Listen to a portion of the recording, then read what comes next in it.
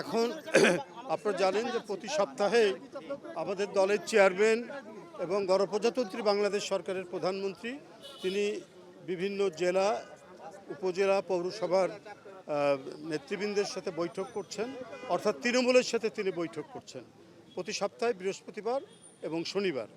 আগে শনিবারই করতেন, এখন বৃহস্পতিবারও করছেন। আজকে কিছুক্ষণ আগে সন্ধ্যা থেকে শুরু হয়েছে, মাগরিবের পর থেকেই এই মতবিনিময় সভা, এই বৈঠকটি। এখানে প্রধান অতিথি ছিলেন প্রধানমন্ত্রী, মাননীয় প্রধানমন্ত্রী। তার সামনে আজকে দুটি জেলা, পাবনা এবং চাঁপাইনবাবগঞ্জ, দুটি জেলার অন্তর্ভুক্ত উপজেলা পৌরসভা প্রেসিডেন্ট সেক্রেটারি বা আহ্বায়ক সদস্য সচিবরা উপস্থিত ছিলেন। তারা মত বিনিময় সভায় বক্তব্য রেখেছেন। তারা বিভিন্ন প্রসঙ্গ এবং সাংগঠনিক যে বিদ্যমান পরিস্থিতি, সেই পরিস্থিতি নিয়ে তারা আলোচনা করেছেন।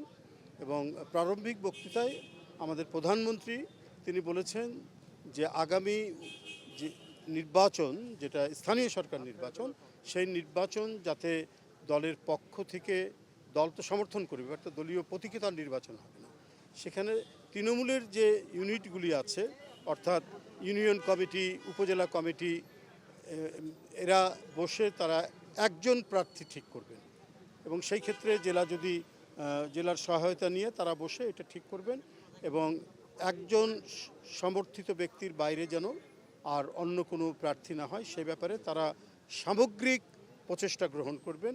এই বিষয়টি অত্যন্ত শক্তভাবে তৃণমূলের যে নেতাকর্মী যারা ছিলেন দুই জেলার, তাদের সামনে তিনি বলেছেন এবং বলেছেন যে সরকার তো দলীয় সরকার, বিএনপি সরকার বা বিএনপির জোটের সরকার।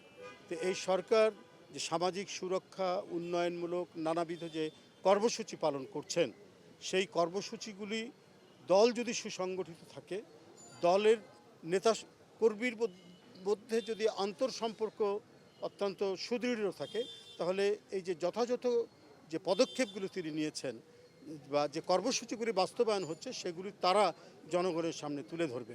কারণ নেতাকর্মীরা যদি সচেতনভাবে সেগুলো তুলে না ধরেন, তাহলে আসল যে কর্মকাণ্ড, সরকার যে সামাজিক সুরক্ষামূলক কর্মকাণ্ড অথবা উন্নয়নমূলক কর্মকাণ্ড, আমাদের যে সীমিত সম্পদ, সেই সম্পদকে ব্যবহার করেই যে তিনি কাজ করছেন।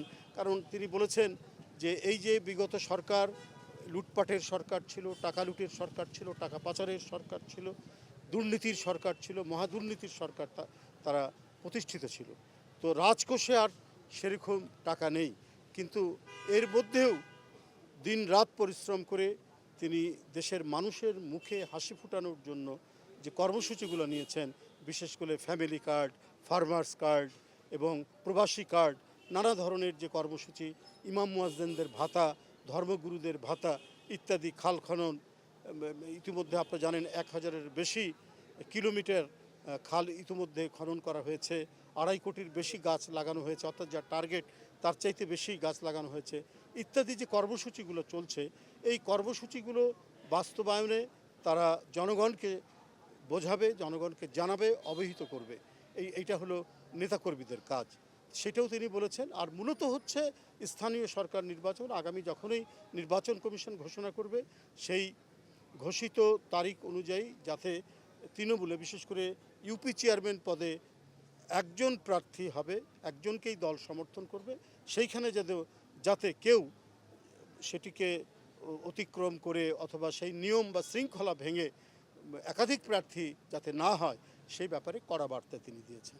এবং আপনাদেরকেও বলে রাখি, তিনি দলীয় শৃঙ্খলা বজায় রাখার জন্য খুব যথাযথভাবে এখানেও তিনি কড়া নির্দেশ দিয়েছেন তৃণমূলের নেতাকর্মীদেরকে। জেলা থেকে উপজেলার সভাপতি, সাধারণ সম্পাদক বা আহ্বায়ক সদস্য সচিব এবং পৌরসভার যারা নেতৃবৃন্দ উপস্থিত ছিলেন, আহ্বায়ক সদস্য সচিব বা সভাপতি, সাধারণ সম্পাদককে, তাদেরকে বলেছেন যে দলীয় শৃঙ্খলা ভঙ্গ হলে পরে তার বিরুদ্ধে অত্যন্ত শক্ত পদক্ষেপ গ্রহণ করবে দল। সেই ব্যাপারে তাদেরকে সতর্ক থাকতে বলা হয়েছে এবং কোনোভাবেই দলীয় শৃঙ্খলা, দলীয় নীতিমালা এর বাইরে তারা যেতে পারবে না এবং দলের কোনো পর্যায়ের নেতাকর্মী অনৈতিক কোনো কর্মকাণ্ডের সাথে যুক্ত থাকতে পারবে না। এই বিষয়ে দলের চেয়ারম্যান এবং মাননীয় প্রধানমন্ত্রী তিনি দুই জেলা থেকে যারা এসেছেন নেতারা, সেই নেতাদেরকে তিনি এই বার্তাগুলো দিয়েছেন। এই হলো মূল বিষয়। ধন্যবাদ। আমার কোনো অধিভূতি নাই। আমি এর আগেই বলেছি যে যদি আমাকে দায়িত্ব দেওয়া হয়, আমার মধ্যে দুটি আছে।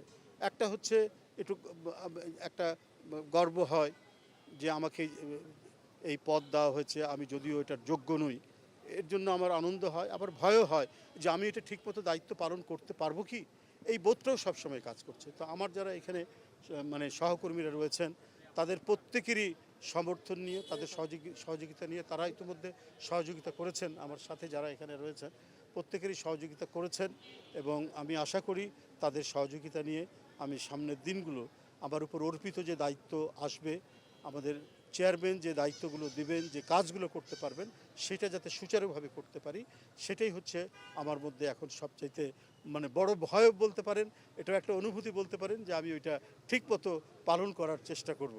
সেই ক্ষেত্রে যাতে আল্লাহ তাআলা যেন আমাকে সাহস শক্তি দেন। ধন্যবাদ।